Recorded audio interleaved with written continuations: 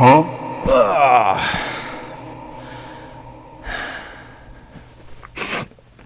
I actually forgot deodorant. This is not going to be fun. Well, I'm sure you can tell by this, getup I have on that something special is about to happen. So sit back, relax, put on your tie-dye I Am Knuff sweater and your Cold War era hat, because this was my Barbenheimer experience. Let me set the scene for you. It started at 10:45 a.m.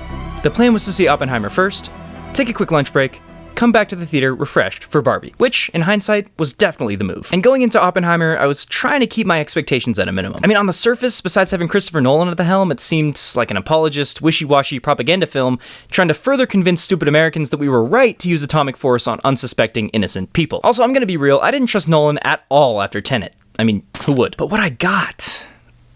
Man, not only did this film completely blow my expectations out of the water, pun intended, it also challenged notions about the American anti-communist movement of the 50s, and I think it succeeded in not completely glorifying Oppenheimer as a person. And yes, I understand that the mere creation of this kind of biopic does glorify him, but Nolan clearly gave a lot of thought to this. On top of an absolutely brilliant soundtrack by my main man, Ludwig Göransson. Yeah, I'm sorry. Anyways, Richard King's beautifully crafted sound design made seeing this movie in the theater that much more exciting. And before you ask, no.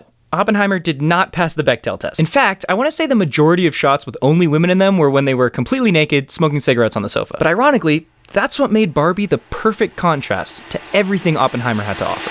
And I'm bad like the Barbie. I'm a doll, but I still want to party. Okay, I gotta level with you. I hadn't heard of Greta Gerwig, at least as a director, before watching this movie. But neither had you, okay? Don't act all high and mighty on me. But one thing I knew was that this movie was bound to be something special. As much as the film critic party poopers may be right when they say this movie is the biggest product placement sham in cinematic history, I don't think anyone can argue that everything about Barbie just works. From the very first scene, the shot-for-shot recreation of the iconic opening to 2001: A Space Odyssey, using the original Barbie as the monolith. Great touch, by the way. To the absolutely insane dance sequences, to the Mojo Dojo Casa House, to Will Ferrell's unhinged team of patriarchal goons. Yeah.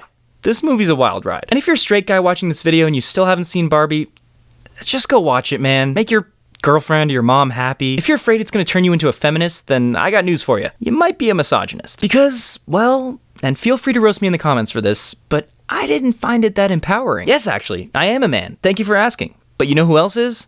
Ken. And if there are people out there that feel empowered by the mom spiel about how hard it is to live as a woman, then there are also people who see the Mojo Dojo Casa House and think, yeah, dude, that's how I want to live. If you're of the party that believes that Barbie solved anything, I want you to really think about that. Really mull it over.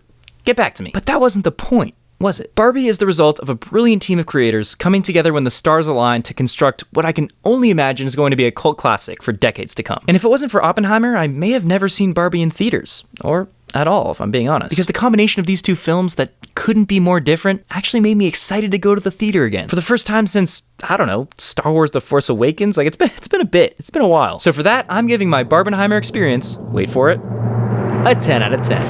Yeah, you did it. You really did it, Barbenheimer. You really fucking did it. And this is my first ever 10 out of 10 rating, so we're just gonna go with, yeah, it was perfect. I mean, I couldn't have asked for anything more. And honestly, with that, I don't think there's anything else to say. So get out of here. Put on some pink. Feels good, you know? Makes you feel nice and strong.